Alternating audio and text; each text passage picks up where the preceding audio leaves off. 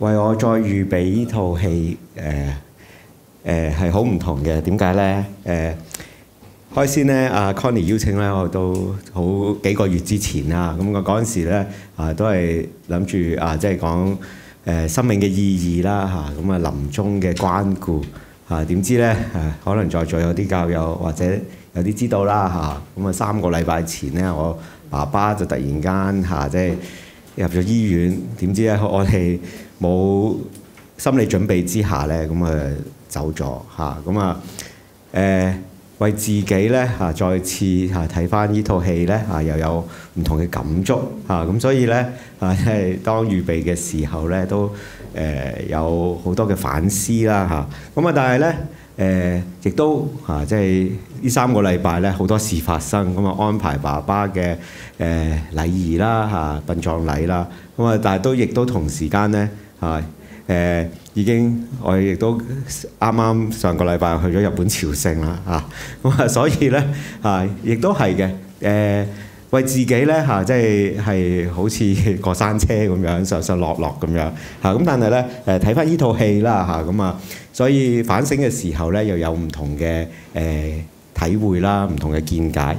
咁我哋其實咧睇呢套戲嘅時候咧，都見到去探討死亡啦，係咪咁有幾個角色啦，係嘛？逃避消極嘅新生嘅媽媽啦即係去面對大仔嘅離開咁樣，跟住咧好奇死亡到底係乜嘢嘅生啦，跟住活在當中嘅奶奶，即係要鮑起靜啦即係喺當中體驗緊佢嗰個病痛係咪？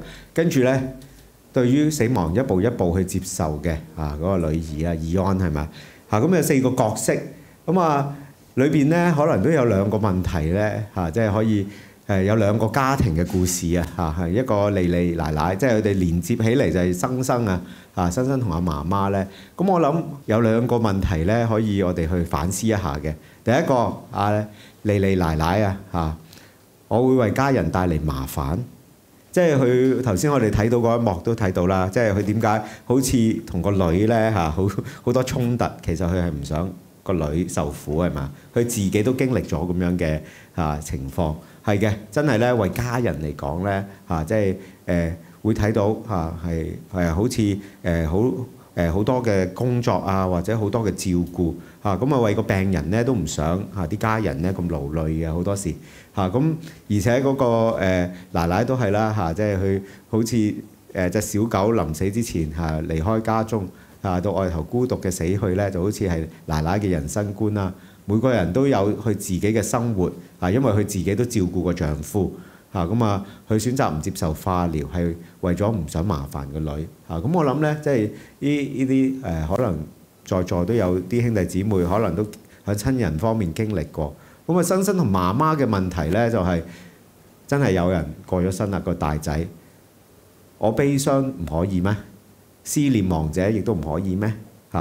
即係可能咧停留咗喺個思念當中咁但係佢即係生生同我媽媽住喺同一個屋嘅裏邊咧咁佢哋就好似即係完全錯即係喺生活當中咧媽媽淨係喺哥哥嘅死亡嘅悲傷當中利用工作麻痹自己，但係就忘記咗咧生生嘅存在亦都需要陪伴嘅。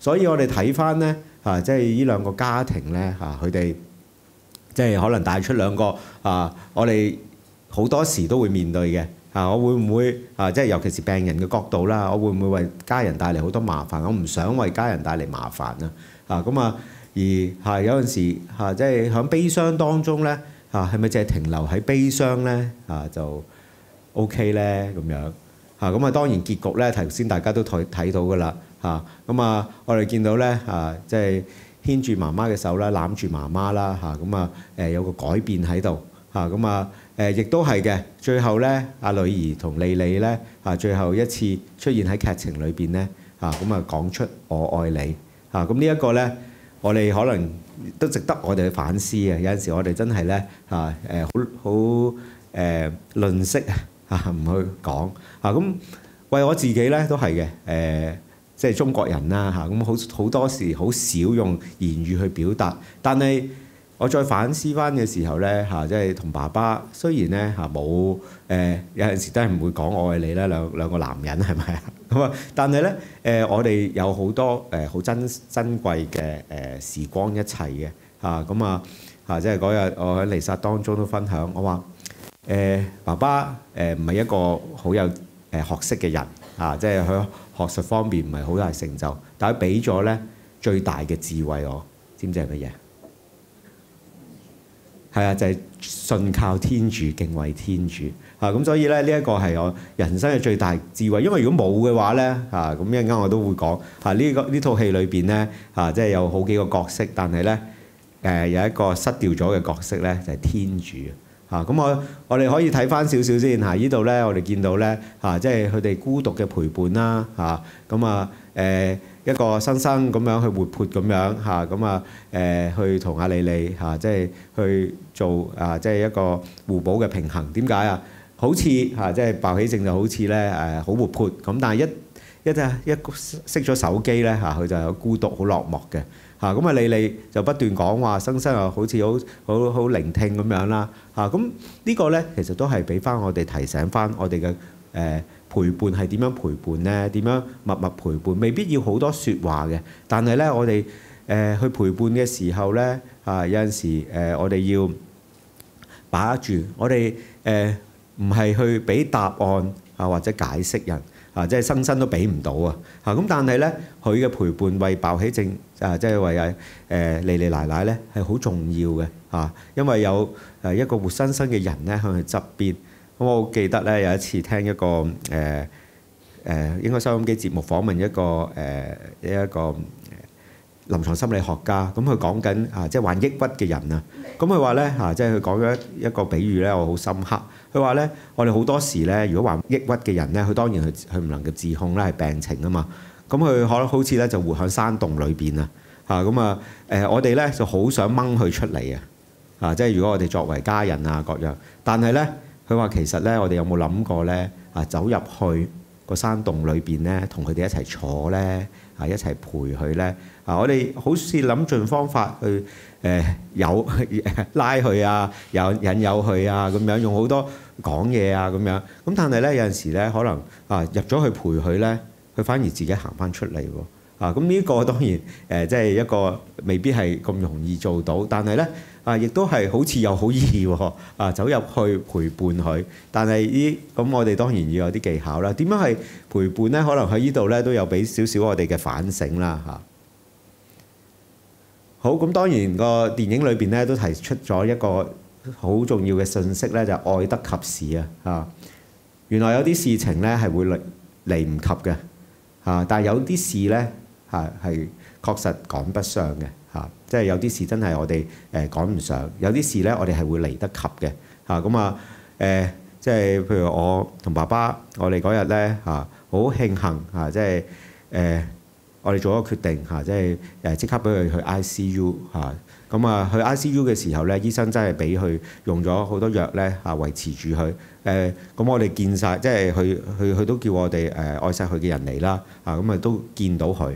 即係同佢傾咗偈，佢都唔係受咗好多痛苦咁但係咧有啲嘢真係趕唔上。本來即係我哋都安排咗咧呢個月同佢慶祝生日嘅book 晒地方咁樣，但係點知咧原來係趕唔切嘅。不過最好嘅就係知道天主為佢安排最好，因為佢唔係受好多苦即係喺佢嘅角度咧呢個係最好但係為我哋當然啦，我哋即係好思念啦我記得嗰一朝咧我揸車即係經過翻我哋舊時住嘅地區咧突然間咧真係眼淚咧湧出嚟咁樣車我一個人揸車喺度即係喊出嚟嘅時候，但係一望個天咧又係晴天喎望個雲咧就係覺得其實佢喺天主嘅手中咁所以為我咧係容易啲嘅我作為神父啦咁仲要開彌撒啦，仲要翻去開彌撒，仲要聽告解或者咧要做聖事咁啊被逼之下都好啦，都要強迫自己反省啊嘛。咁啊，所以咧為我嚟講咧，唔係好長時間嚇，同埋我成日都講呢啲生命倫理議題，咁啊教人咧，咁自己都唔多唔少咧，爛船都有3分釘係咪？咁所以咧面對嘅時候咧都有啲技巧，但係知道為媽媽咧真係唔容易嚇，即係見到媽媽返到屋企咧，佢即係真係佢哋兩個即係互相照顧，咁啊返到去真係睹物思人啦嚇，咁啊亦都係觸景傷情啦嚇，咁啊哇我頭嗰2日都好擔心啊，因為佢返到去好似突然間咧成個人崩潰咧，係完全係失憶嘅嚇。佢話我有去過嗰度咩嚇？我哋都驚會唔會到佢有事咧咁樣？咁我哋陪伴佢啦嚇，咁啊後來。有陣時，我哋都要咧即係記得即係把握住嘅時間咁，同埋咧有陣時有啲嘢分散注意係好嘅咁啊所以咧上啱啱呢個星期咧，我都即刻同旅行社安排啦，咁帶埋媽媽去朝聖咁，亦都係喺朝聖當中，因為堂區有好多教友，有啲係過來人咧，咁又陪伴佢真係佢哋唔係講好多嘢嘅啫喎，只係同佢嘻嘻哈哈或者即係同佢一齊即係祈禱喊咁樣咁佢亦都即係見到佢咧係寬容咗嘅咁啊。另外有一幕咧，我都想分享可能就係做完殯葬禮嗰一日咁我哋英雄宴完咗啦，咁我又叫咗即係有啲阿嬸咁樣咧就嚟我屋企咁陪下佢啦。咁開頭咁跟住咧我就話叫佢哋打麻雀啦因為我話阿爹哋最中意熱鬧嘅，咁我阿媽又中意打麻雀。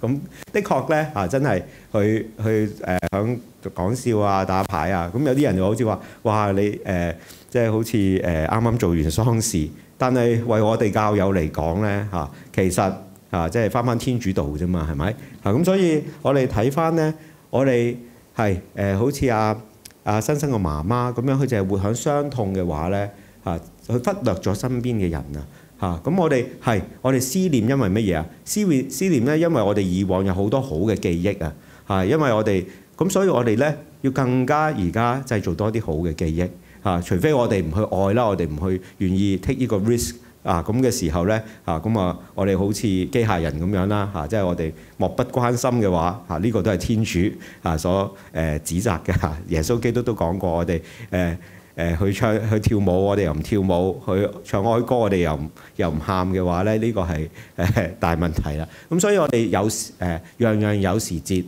哀傷有時歡喜有時，相聚有時咁，所以我哋亦都係生有時，死有時咁我哋好即係要把握住啦，我哋要愛得及時啦。好啦，咁佢哋平等啦即係好似雖然話好似兩嫲孫或者兩婆孫咁樣，但係咧即係佢哋都係喺一個平等互愛嘅關係當中咧即係去大家互動，因為佢哋嘅扶持之下咧，佢哋先至能夠即係慢慢讓佢哋有呢一個嘅勇氣咧，去同返家人去溝通咁所以有陣時咧，大家有啲即係相同經驗嘅人咧，去同行下咧係好重要嘅。嗱呢個咧就係嗰個導演啊。咁導演咧，我唔知大家有冇知唔知啦。原來我睇翻咧，佢都好有意思嘅。佢小時候咧都面對一啲親人嘅離世或者佢同班同學嘅離世啦咁所以佢都會係諗呢個嘅問題。咁佢講咗一句説話，佢話：若小時候有人和我談生死咧，現在不會如此手足無措。咁所以我哋有陣時真係咧要有機會咧去講下生死先至咧讓人咧可以知道點樣去面對。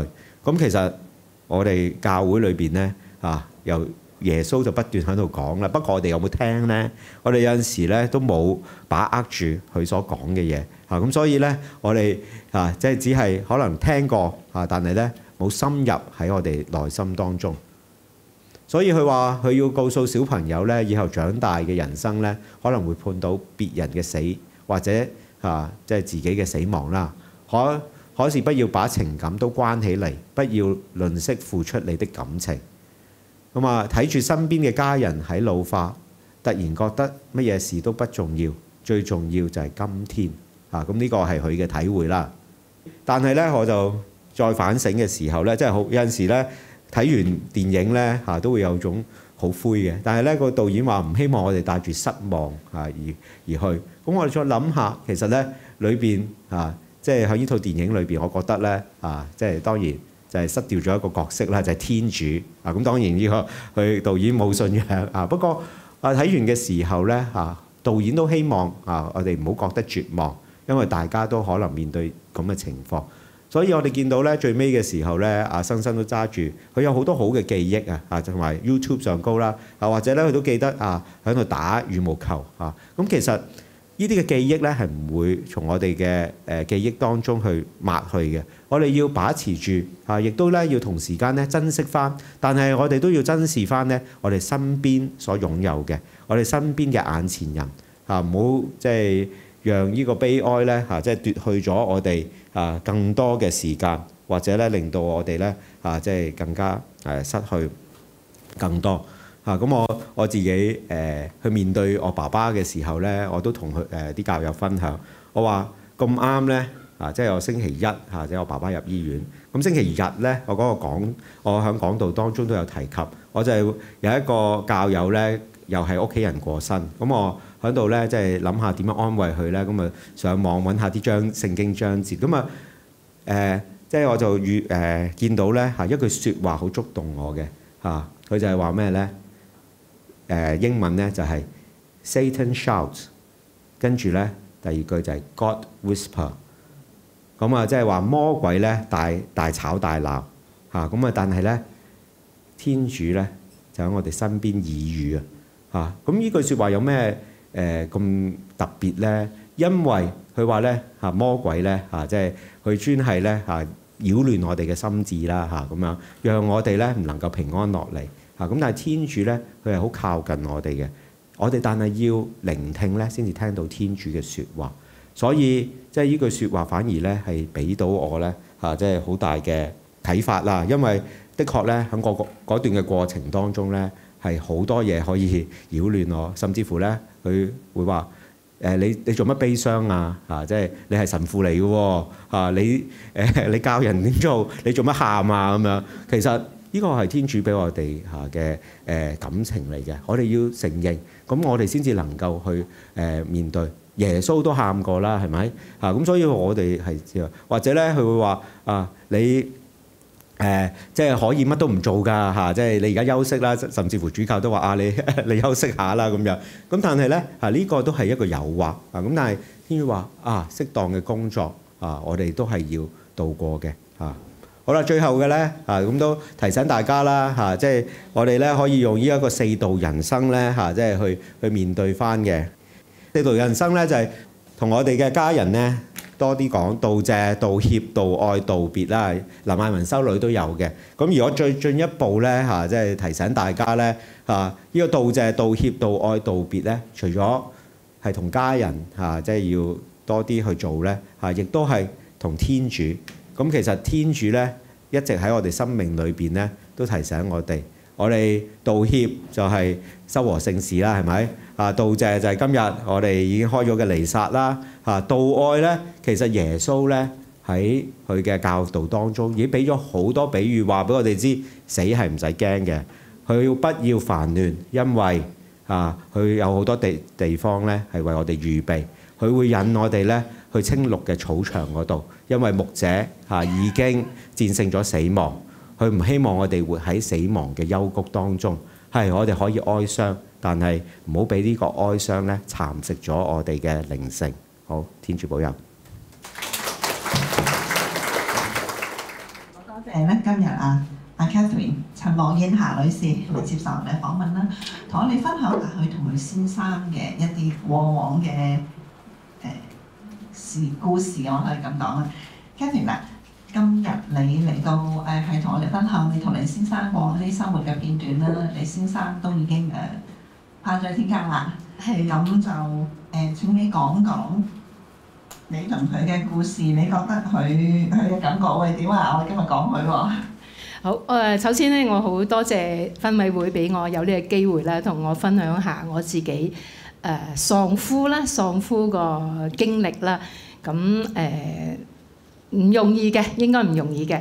咁我可以逐一咁同大家係分享啦。你覺得你先生願唔願意你今日喺度坐度講佢啦？我一定中意嘅，因為我同我先生佢都好積極嘅人嚟嘅。咁相信佢都好願意，我亦相信佢喺側邊同我一齊。呢個係非常好嘅。好啊好啊！你同先生係幾時認識啦？拍咗拖幾耐？同埋幾時結婚嘅？哇！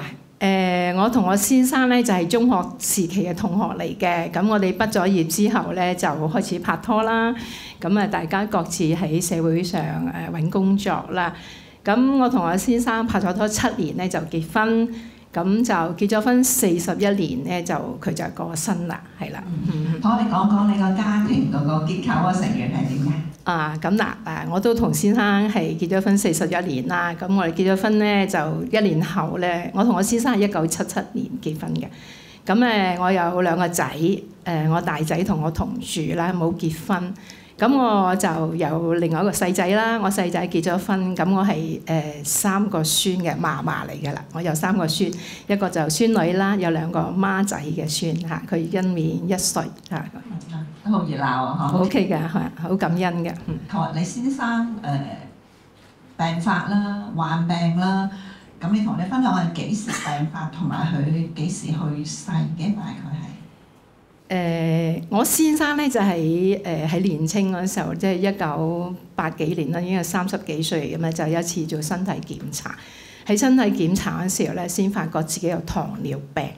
咁佢有糖尿病咧，咁啊當然係初係食藥嘅，咁就後來打針啦。咁呢個係經咗好多年啦。到2014年咧，有次突然間佢就即係若干年後啦，咁就唞氣好辛苦啊，咁入咗醫院。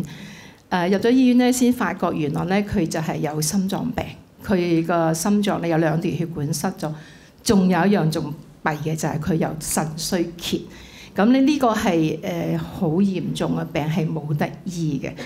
咁我當時聽到咧係晴天霹靂㗎，我仲記得個醫生同我講笑，你想我醫佢心臟先咧定個腎先啊？咁我話醫生，你唔醫佢心臟，佢死先㗎喎。咁所以醫生就嗰次就開始醫佢啦。咁佢患病咗4年之後就過咗身嚇。其實你話突然間病發之後，就一大堆嘅問題出現咗啦。點解會係突然間一次嚟嘅咁多個問題？係咪中間佢都冇乜點 take care 佢自己嘅健康咧？好講笑嘅。我記得入院嗰時候咧，醫生就問我：你先生平時有冇做運動㗎？我話我咁樣手勢，佢話真係 OK 啊。我話唔係啊，係零啊，係零運動啊。咁其實佢有咗糖尿咧，就一路影響有食藥啦。咁心臟衰竭，即係腎衰竭，佢自己唔知嘅。原來腎病嘅衰竭咧係冇象徵嘅，即係英文冇 symptom 嘅，係突然間覺得有事咁，佢就係入咗醫院先發覺嘅嚇。咁你丈夫喺呢4年嘅患病期間咧，我都聽你講過需要係經常去留院嘅。咁你作為個主要照顧者咧，個情況係點㗎？喺呢患病嘅4年間咧，啱啱我退休，我覺得天主係俾我有份工作。我記得我啱啱退休嗰年咧，我媽媽就唔舒服，咁我照顧咗我媽媽先嘅。到我媽媽過咗世咧，到我先生唔舒服，我又照顧我先生。即係呢幾年咧，我覺得天主係安排得恰得冚嘅。咁我先生患病嗰幾年咧，即係4年間咧，佢都成日進入醫院嘅。初咧都唔係咁密嘅，因為初都係淨係個糖尿啊，或者翻去洗腎啊咁。後來因為原來腎病咧係影響到佢好多嘢啦，咁糖尿影響佢嘅腳咧，即係要潰瘍嘅腳趾啊咁腎病就影響佢個心臟，影響腎臟影響佢成日唞唔到氣。佢係成日咁入醫院啦。咁你問我幾多次，我真係記唔得嘅。我記得有年係年初一晨早，大家好高興嘅時候，諗住派利是咧，我就去咗醫院度，冇得派利是。咁所以幾多次咧，我都唔知道佢入咗醫院幾多次係。咁即係你成日都要經常要帶佢去洗腎咯。我聽你講過係有個 symptom 就係要知道幾時洗腎嘅，你要成日留意住嘅係咪？係啊，嗱，腎病人咧其實即係要照顧佢好多嘢要照顧嘅，即係要成日陪佢入醫院去即係去 check 啦。佢會定期嘅，咁先生佢就係點樣特別照顧？初遇嚴重嗰時就返醫院洗血。如果係正常咧，佢啲血色素係 OK 嘅時候咧，就返屋企去洗肚啦。咁就係個肚嗰度，因為洗肚嘅病人，佢哋醫院會照顧有個導管等咗入個肚入邊嘅。咁呢個係我成日特別留意佢呢方面去照顧佢嘅。係喎，嗱，講開洗肚，因為喺屋企做啦嘛，都好多嘢要注意嘅喎，衞生啊、乾淨嗰啲咁。嗱，身為一個照顧者咧，即係好多嘢要留意到嘅。咁唔知在座各位有冇即係有親朋戚友係咁啦？糖尿咧就食藥打針啦。咁腎病如果喺屋企洗肚咧係好唔簡單嘅。首先我要喺醫院學習點樣去清潔啦。咁屋企咧一定好乾淨先得。同埋咧就係佢嘅，因為個肚上面有個導管啊。咁咧就係嗰個導管係完全唔可以俾細菌去感染，一定要好乾淨。咁我就係呢方面就係我去做呢樣嘢。我記得初嗰時因為佢糖尿越嚟越嚴重咧，除咗食藥係唔得嘅，係要打針嘅。我記得我初同佢打針啦，同埋有時佢唔夠血咧，要即係要打補血針咧。我第一次同佢打針時，我隻手係震到咧，吉入去嗰時，我好驚啊！幾乎支針都俾我整到彎咗咁嘅。但係環境逼你冇辦法唔學習啊，咁所以我都好叻㗎。我嗰時都識同佢打糖尿針同埋呢個補血針㗎。呢個就係我成都要照顧好呢一方面啦，係啦。藥物方面係咪都要食好多藥物啊？藥物真係數唔清，我起碼佢有10種以上，因為佢有糖尿、有心臟、有腎衰竭啦，有膽固醇啦，三高都齊晒啦。咁咧就每日照顧佢嘅藥物嘅安排咧，我好清楚就係每一個星期日晚咧，我會靜靜地咁坐喺度，個個都唔好騷擾我。我就要安排嚟緊個7日嘅藥，一至星期日嘅藥，一日3餐或者4餐藥，又唔好撈亂。所以我屋企有個櫃咧係裝住晒啲藥，咁我就會擺定晒每種藥咁，要坐喺度好似雜貨攤咁樣鋪晒。同埋咧。好多時都要留意住佢啦，佢洗腎嘅洗腎水夠唔夠啊？因為要10日之前要 order 啦，你唔可以突然間冇咗，唔可以洗腎，因為一日洗4次。咁啊，佢啲配件啊有冇漏咗啊？咁樣，所以都幾忙㗎，我幾忙㗎，係即係安排藥物方面幾忙嘅。係你大家聽到啦，所以如果在座嘅照顧者嘅話咧，其實都真係好吃力嘅，係咪？我哋睇到 Catherine 係一個比較有組織能力嘅人，佢會有個專櫃啦，去放啲嘢啦，一個禮拜執定。咁呢個都值得啲照顧者去參考呢一個意見嘅喎。另外就係個人護理方面啦。咁你屋企有冇工人姐姐嗰陣時？當時係有嘅嚇。咁但係佢嘅個人護理即係大小二便啊、沖涼邊個負責？嗱，剛才你都睇到啦，阿鮑姐姐都話都唔想煩個女，因為要把屎飽尿啦嚇，把屎飽尿真係要服侍。其實我服侍我先生咧喺個人護理方面都花好多時間嘅，因為佢有傷口啦，咁所以佢沖涼啊，即係佢平時好多衣服你一定要好乾淨啦。同埋我先生係一個比整齊又好貪靚嘅人嚟，佢成日都話病都要病得靚嘅，咁佢都好即係好官仔骨啊，可以咁講，好整齊嘅着衫。咁呢方面我都幫佢。咁護理方面咧就係佢每晚嘅沖涼嚇，咁樣佢一定要沖涼啦 ，OK， 因為佢好愛乾淨。我要同佢洗傷口啊，清潔啊、包紮啦。沖涼前起碼半個鐘頭嘅工作。沖涼後之後又要幫佢護理啊，即係洗翻啲傷口、包紮所有嘢咧。咁同埋我好願意去做嘅，因為咧咁貼身嘅護理咧，你除咗佢病喺病床之外，咁貼身嘅護理，除咗太太或者你丈夫咧，係冇人可以代替到嘅。正如阿鮑姐姐話，你要把屎爆，你邊個可以做啊？個女都做唔到，係咪？一定要你身邊你嗰個另外一半幫你做嘅。咁但係我都好即係我自己都好冇埋怨嘅，我好樂意去做，因為點解咧？因為我先生係個咁愛乾淨嘅人咧。佢每日沖涼咧，佢好喜歡咧，我幫佢擦背脊啊！即係佢就好享受呢個沖涼個時間。咁我係樂意幫佢做，因為呢個佢唯一病咗而係可以更加覺得好舒服。咁同埋我係好願意即係去做呢一樣嘢，幫佢沖涼擦背脊咯嚇。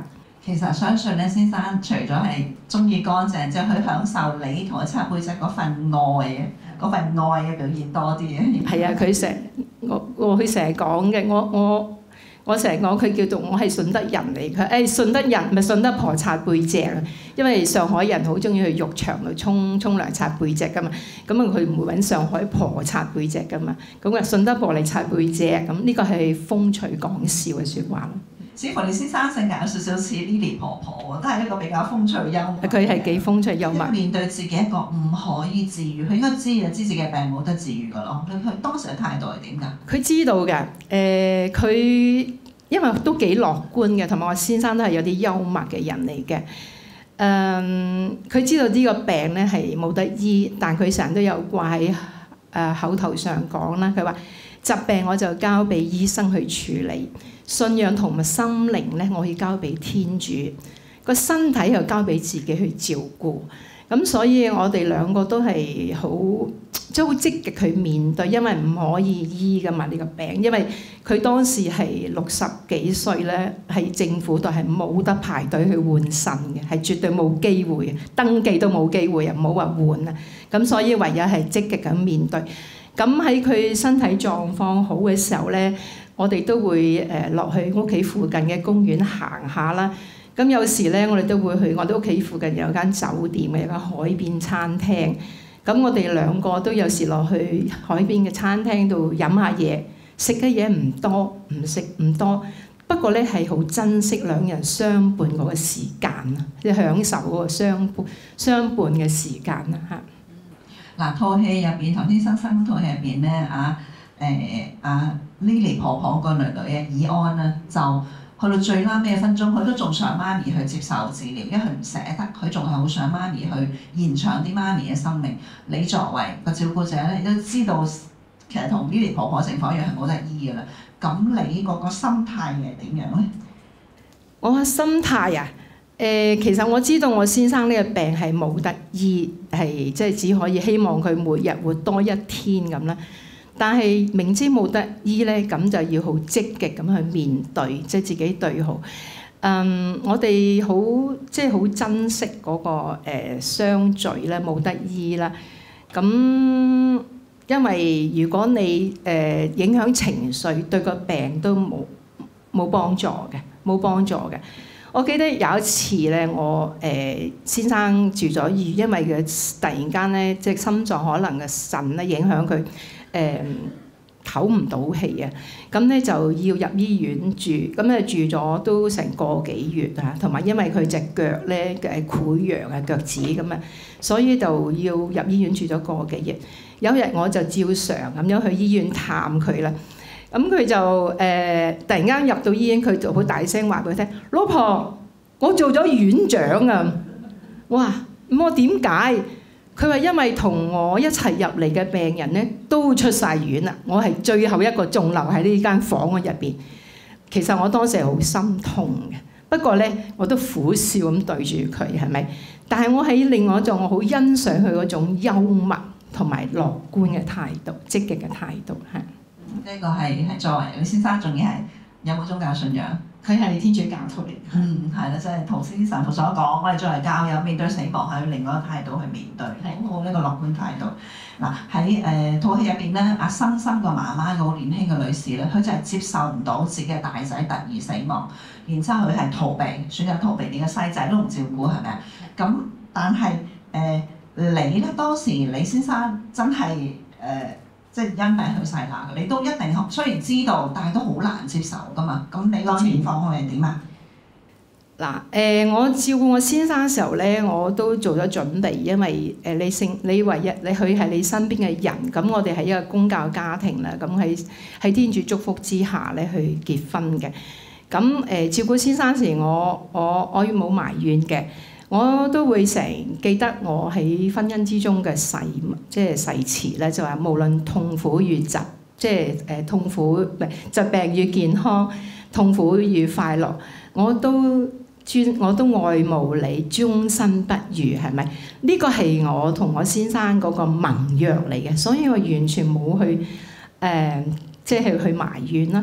咁因為呢個係太太嘅責任啦。我過咗身之後，我點樣感受啊？我係晴天霹靂㗎，當然先生。雖然我有心理準備，但係我冇諗佢突然間死得咁快，4年內就死咗。咁我係好崩潰嘅當時，我個人係我記得我個腦咧空白一片，乜都唔想做，乜都唔想講，最好你就唔好煩我。我當時唔愛打扮，乜都唔做，每日做咩嘢咧？瞓覺食飯去廁所，瞓覺食飯去廁所，乜都唔想，係我當時嘅心情嘅，係啦。係好明白嗰種突如其來失去你最愛嘅人嘅感受。咁你後來點樣可以再站翻起嚟咧？你呢段時間經歷咗幾耐啊？我先生過咗身咧，我都個人咧好似一個行屍咁啦，即係過咗成1年半啊。過咗成年半都冇辦法可以站起嚟嘅。尤其是當我見到即係我先生嘅遺物啦，我經過一啲佢行過嘅地方啦，我哋去過地方啦，我哋食過嘅嘢啦，或者我見到有時行街咧，咁我喺海邊行街時，見到啲情侶啊，或者一啲老夫妻圈住隻手嗰時咧，我係好心痛、好心酸，酸到不得了嘅。嗰啲眼淚咧係好自然咁樣流翻出嚟。但係我點解會突然間會醒咧？我就記起我先生曾經生前咧，當我退休時同我講過説話，一句説話。呢句説話咧就俾我好似一個當頭棒喝咁啊！而家我諗翻就係話，老婆你退咗休啦，不如你去讀下書，學啲新嘅嘢，你唔識嘅嘢，咁可以豐富自己嘅生命，學多啲知識，咁又可以助己助人啊！咁佢呢句説話咧，俾我突然間真係好似一個棒咁拍咗落個頭度。我點解我會因為個哀傷而去低落到咁緊要咧？因為我之前係好積極一個人嚟嘅。咁我記得起呢句説話嘅時候，我就好似一個動力啊！即係我先生呢一句説話喺我個腦海度不停咁樣轉，咁樣碌碌碌碌咧。咁我覺得呢個好似一個動力推翻我去以前一個我係好追求新知識嘅人，好積極嘅人。咁呢個係佢能夠令到我企翻起身呢句説話。知道有啲人咧喺自己嘅親人去世之後咧，都會埋怨天主嘅，因為你明明可以救，你話你大能嘅咁，因為嗰種痛苦蓋過咗。咁你喺信仰上邊嘅轉化係點樣咧？其實咧，我先生嗰句當頭棒喝嘅説話咧，俾我係諗咗好耐，沉思咗好耐。咁經過一段時間反思咧，正如神父正話都有講，死亡咧唔係一個終結嚟嘅，一個係永恆生命嘅開始。咁既然我先生曾經同我講過呢句説話，咁我係咪更加要積極咁面對人生，再重新去站起嚟？咁我先可以豐富翻我自己嘅人生，同埋要愛主愛人嘅生活咯。咁你之後就參加義工活動啦，係咪？好得意嘅，我成日覺得天主係成都喺我哋身邊，有聖神帶領。有次唔知機緣巧合經過見到分委會嘅刊報啦，咁就話有呢個哀傷輔導嘅義工訓練課程喎。咁我就諗下，咦？咁我咪啱啱正好係義工訓練課程，咁我報讀咗啦。其實我覺得呢個好似天主俾我個召叫嚟嘅，就係俾我去讀咗呢個義工訓練課程。我可以藉着我自己嘅過來人嘅經驗啦，去陪伴一啲喪親嘅人啦，咁我覺得呢份係好有意義嘅工作，同埋即係我覺得呢個係天主俾我，亦正承秉承我先生講你去做下義工啦咁啦，嚇嚇。咁即係先生離世之後，你發現同天主嘅關係更加緊密咯。係㗎，我覺得更加緊密嘅。我事實上我都想補充一句就話，即係我先生過咗身，當時當然經過咗18個月啦嚇，年紀即係沉咗落個谷底。但我當我起翻時，回顧翻我自己生命，好似剛才阿神父都有講，我記翻我先生好多好嘅嘢，好嘅説話，好多嘅環境嚇。咁我成日呢個係佢俾我一個支持嘅，同埋我覺得我要積極翻咯。死亡就係我都有一個説話，成日都想講嘅就係我哋生活係要靠住信望愛3樣嘢。我信賴天主係咪？我相信我先生已經係天家到享緊永恆嘅生命啦。信望愛，我好期望盼望我將來天家同佢一齊見。我有時祈禱都同佢講：喂，你揾翻個位俾我哋翻上嚟坐喺你隔離嘅，有好多嘢未同你講嘅。雖然慢慢傾偈，但係都講唔切咁多點點滴滴。咁我大把嘢要同你講。咁愛就話，正如佢講，你做義工啦，可以豐富自己生命啦，愛主愛人啦。咁我覺得呢個係一個好有意義嘅咯，信望愛生活係。好啊，好多謝 Catherine 接受我哋嘅訪問啦。我哋今日傾到呢個時間都嚇，多謝晒。多謝大家。臨走可以拎一拎我哋一啲 leaflet 係啦，咁就有個電話喺度嘅，好嘛？好，咁另外咧就係我哋咧亦都其實有一班好好嘅牧靈嘅義工啦，係啦，咁佢哋咧可以係喺聖堂約見你哋嘅，無論你哋係經歷緊咩辛苦，或者係你有認識嘅朋友啊，經歷緊一啲即係照顧緊屋企人好辛苦好吃力，或者係啱啱面對一啲哀傷係啦，咁你亦都可以咧我哋有義工可以約喺堂區同你哋見面嘅，係啦。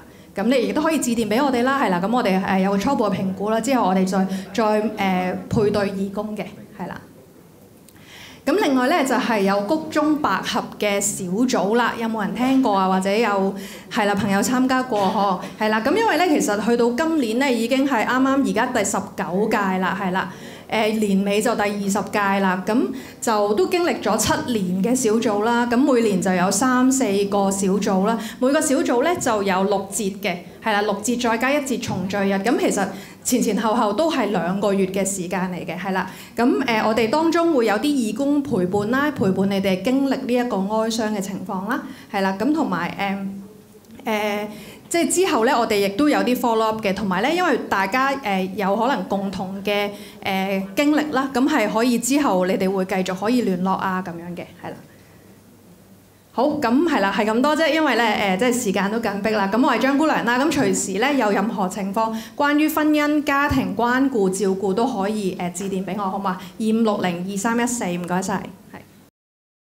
即係頭先咧，我哋都睇咗呢套電影啦嚇，聽到好咁啊，聽到Catherine 嘅分享啦嚇，咁的確嘅即係我哋將我哋嘅生命交託俾天主，所以有陣時咧，到咗一啲境況咧，我哋可以將人嗰個即係人嘅生命交翻俾天主，唔使怕做決定嘅，因為咧我哋知道安樂死我哋唔接受，因為我哋係殺害一個人，但係自然死亡咧我哋應該去接受嘅。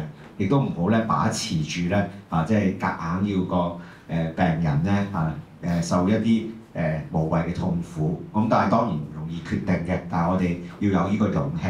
咁啊，懷住頭先所講嘅信望愛三德啦。咁啊，其實咧頭先睇嘅戲嘅時候，我哋都諗翻起咧上個禮拜日咧，我哋都慶祝翻祖父母同埋長者日係嘛？記唔記得個主題係咩啊？係嚟自聖詠嘅。